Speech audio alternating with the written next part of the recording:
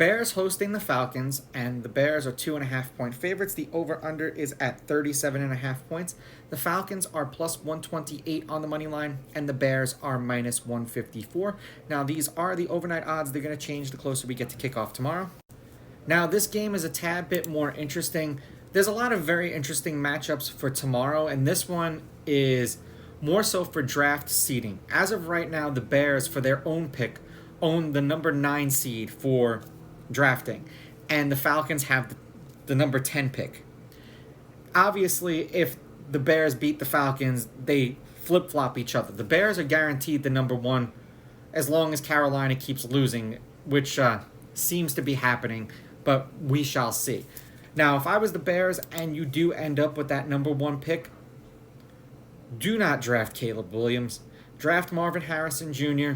Take the wide receiver, have 2 skilled position players, and then with the 9 or 10 pick, whatever you get, draft an offensive lineman. Now, there's 2 targets for Justin Fields and at least some improvement on the offensive line, because we've seen what Caleb Williams has kind of done in college, and we see it's more so his attitude than his ability. That's all I have to say.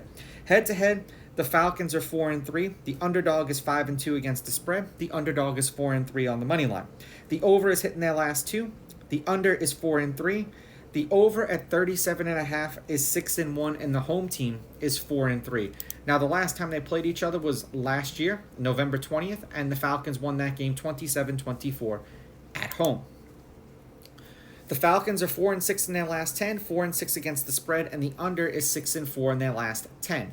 There was a total of 21, 44, 16 points, and then 39 points. They scored 13 points in a 5-point win against the Jets, 25 points in a 4-point loss to the Buccaneers, 7 points in a 2-point loss to the Panthers, and I'm still going to be bitter about that one because I bet the friggin' Falcons. And then the next week, to double down, I took the Colts over the Falcons, and the Falcons scored 29 points in a 19-point win over the Colts. So me betting the Falcons is like actually putting money down on them is done for the year. But that's it. 2 weeks in a row was enough. The Bears are 5-5 in their last 10, 6-3-1 against the spread, and the under is 7-2-1. There was a total of 22 points, 41 points, 37 points, and then 43 points. They scored 12 points in a 2-point win over the Vikings, 28 points in a 15-point win over the Lions, 17 points in a 3-point loss to the Browns, and then 27 points in a 11-point win over the Cardinals. I do think that with Fields, the Bears can find a way to win this game as long as DJ Moore is right. If DJ Moore is right, Fields will probably run for like 60 yards. Moore will probably have 40 or 50 yards receiving, and the Bears will squeak this one by. I'm going to take the Bears with the money line. I'm going to take the Bears laying the 2.5, and I'm going to go over.